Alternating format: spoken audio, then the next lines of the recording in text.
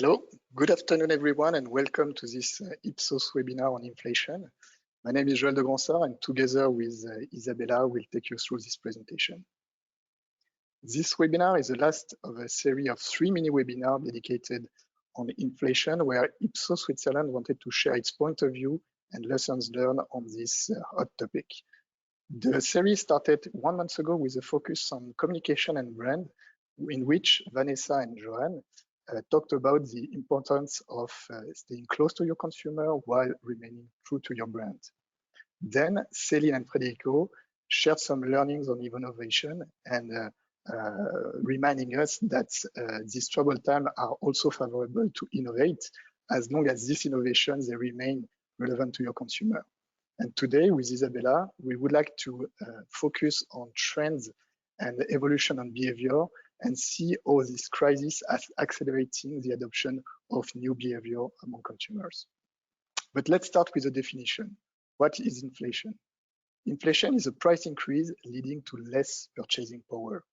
It has 2 causes: the cost push, when the production costs rise and producer pass this increase onto consumer, or the demand pull, when the demand for goods increase and exceeds production capacity. In today's context, the polycrises we are facing are leading to inflation. And I'm talking about the COVID crisis, the climate change, and of course the war in Ukraine, which is generating energy shortage and food crisis. Recently, inflation has become the first concern across the globe. And if we look at the results of the Ipsos Global Advisor study, we can see that inflation ranks at the first position in front of poverty, social inequality, crime and violence, and unemployment. And as you can see on the right side, the concern about inflation is continuously growing, not surpassing the concern about coronavirus. So how do the consumer feel about the situation? Well, most of them have been impacted, as 70% face challenge in their last shopping session. And if we look at this result in more detail, we can see that price increase remains the main challenge. Indeed, 70% mentioned that they are facing this price increase as a main challenge while shopping, which is an increase of +4 points versus the last measurement done in October. So what did they do? Mainly looking for deals and coupons to manage this price increase, meaning that this strategy was seen across almost all categories, from food and grocery to personal care and beauty products. But what if inflation was an accelerator of new consumer behavior? By definition, inflation creates pressure on the purchasing power, and people are increasing the budget share dedicated to basic needs, such as spending on spending on gas and electricity, but also on food items, while at the same time decreasing the budget share dedicated to more secondary needs, such as spending less money on socializing, meaning going less to restaurants and cinemas, or delaying large purchases such as the purchase of a new car. They are also spending less on holidays. In order to rebalance purchasing power between necessity and desire, consumers implement various strategies. We identified 3 types of strategies that consumers are adopting, and I will share a few examples in the food and grocery sector. The first one is about consumption reduction. It's when you shop for the same product, but a cheaper version of it. It can be a low-cost product, a private label, or a smaller format, or you can also buy in discount or promotion. The second strategy is more on the when you aim at making compromise, meaning that you are changing the content of your food basket.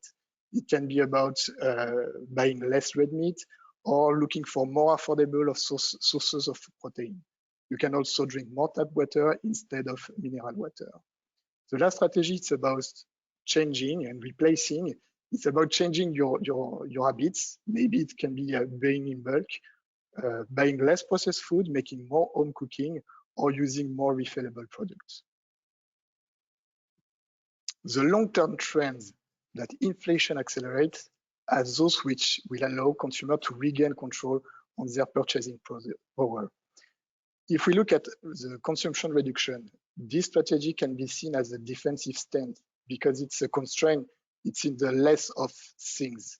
While when you look at compromise or change, it's a more creative stance because people will behave differently, they will adapt and they reinvent themselves.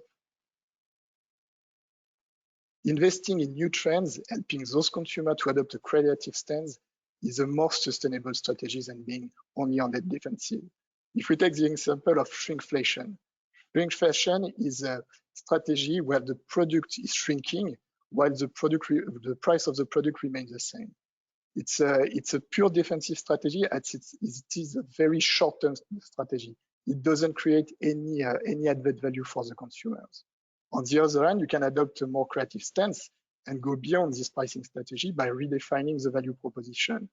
You will then leverage the new trends and new behavior in order to identify those growth opportunity and get the best of it. And this is the case for the plant-based meat, which is a very dynamic category, a more affordable option at the moment, and even a more eco-friendly alternative. What are the trends that inflation is accelerating, and what are the opportunities for brands? We just saw a very interesting example on plant-based meat, but there are other examples that we would like to share.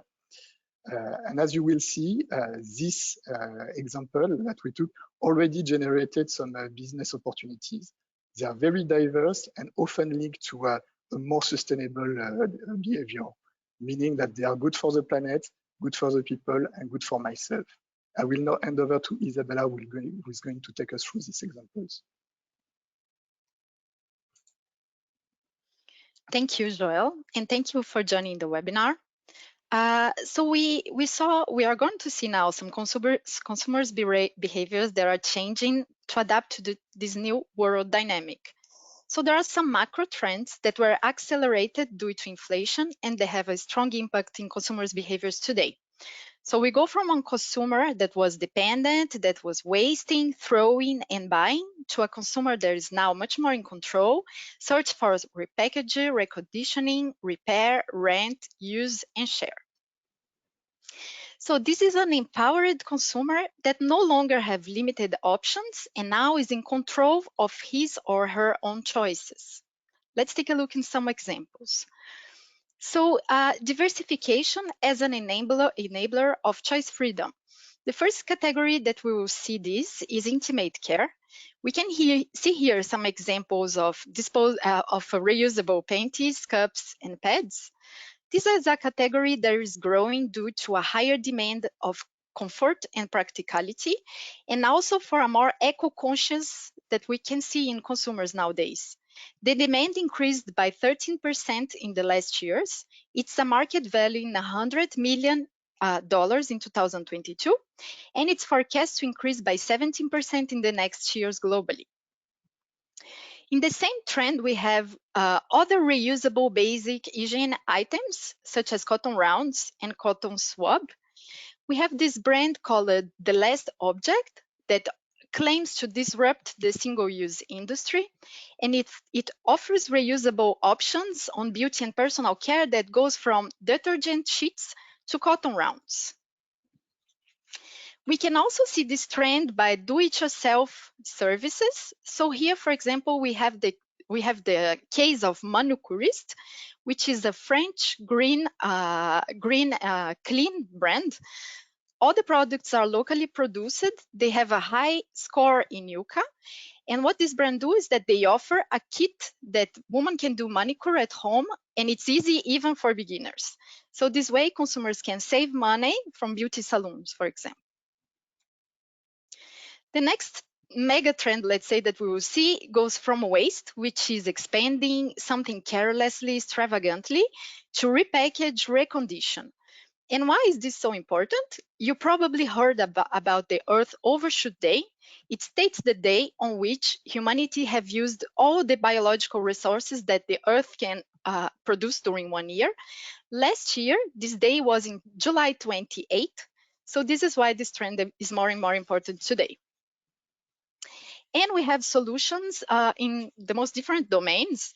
So right now we're going to take a look at the food industry. And it's important to think that globally, around 40% of all food produced goes to waste. So this company called Too Good To Go, it states that it saved food that is too good to go. Last year, it saved 52 million meals, which is the equivalent of feeding the population of South Korea. It has more and more users. So right now it's 74 million app users in 17 countries, a growth of 87% since 2016.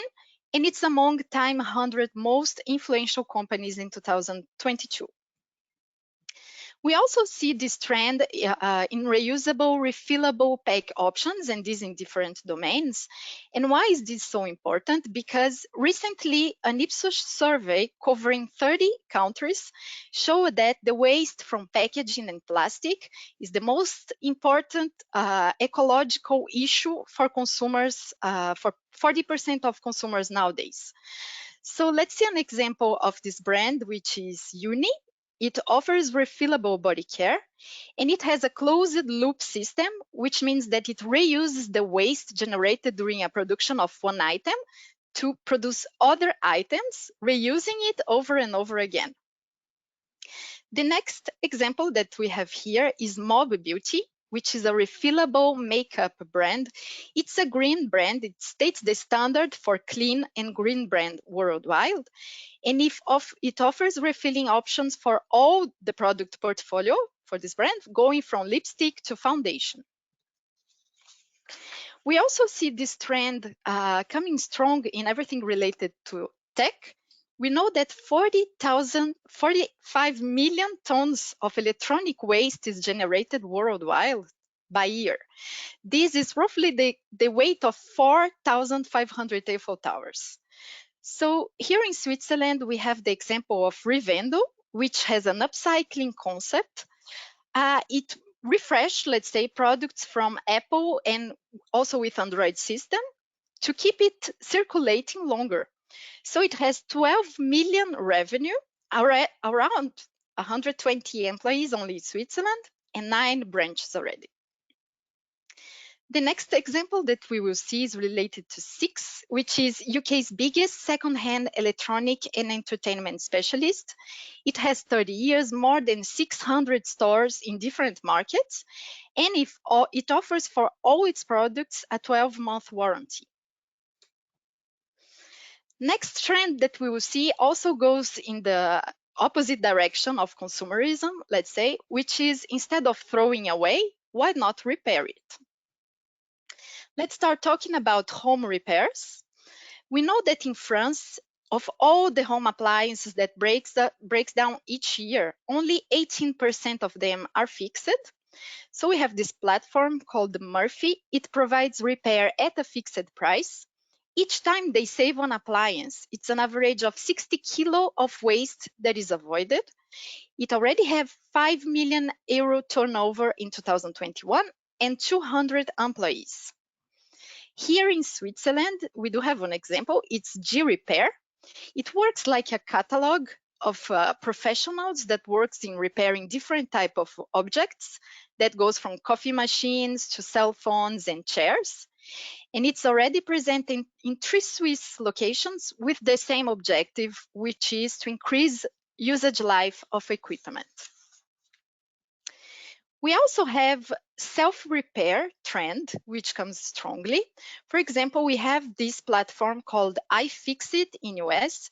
It offers repair parts and publish free online guides to the most different products, electronics products that we can think of. More than 92,000 guides that we can download and use it. It's based in US, but it's already present in different countries such as Australia, Canada, and different European countries. In France, we have the example of WeRepair. It already has 40 years of expertise and also offer free modules, tutorials, and a catalog of 2 million components. So going the same direction, let's talk about instead of buying, why not renting? It is a super opportunity for equipment players. So let's say in Switzerland, we have the example of Migros. Migros is offering renting tools for house and backyard maintenance on its branch that is called Do It Garde Migros. The rental lasts for 24 hours and the prices are very attractive. In France, Leroy Merlin is doing something similar, offering different tools that you can rent during a period by a very attractive price. We have this trend in luxury too. Let's first see an example in Geneva. So we have downtown, uptown Geneva, which is a luxury second-hand consignment, upcycling brand for everything related to luxury. They claim to help us find the pre-loved luxury treasure. It has more than 8,000 items in physical stores, and they also put forward new and ethical sustainable fashion.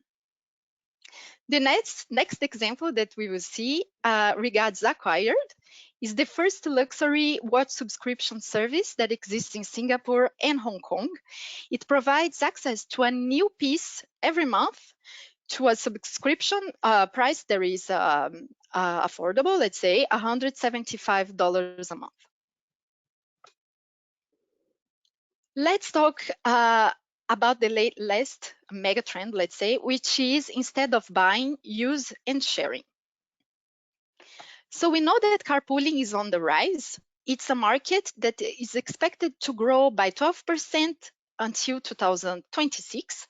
It has a market size of $13 billion. It's expected to be by 2026, a $12 billion market. We have in Switzerland the Mobility, which is the biggest platform in the country for everything related to car subscription. And they claim that you have no maintenance, so no stress. And it's important to say that the government in Switzerland is also boosting this kind of initiative, as it's planned to start in 2023, that carpoolers will be given an extra lane in roads. So they will place a symbol, similar like to this little car here, saying that in that lane, only cars with more than 3 people can roll. After co-living, after co-working, why not also co-living? So we have this platform called Colonies in France. It improves housing in large cities through the eye of the tenant, and it allows people to rent large spaces for very affordable prices. So let's say the price of a studio. This is a nice solution for big cities such as Berlin, Brussels, Paris, Luxembourg, and it already have more financing coming to this platform to boost the business. So just to summarize, those are the macro trends that influence strongly consumer behavior today and that were accelerated by inflation. So instead of a consumer that was dependent, wasting, throwing, buying, we have a more eco-conscious consumer that is in control, search for recondition, repairing, renting, using, and sharing. Thank you. Back to you, Joël. Thank you, Isabella. Thank you for sharing this nice example. So what have we learned so far today? We've learned that inflation has impacted people's lives, and consumers now adopted new trends and new behavior to cope with the situation. Brand needs to revise and adapt their strategies because they are no longer in control, but people are in control. And people are in control because consumers develop their creativity to cope with this situation. And now brand needs to accompany them in their journey. So what does it mean for the brands?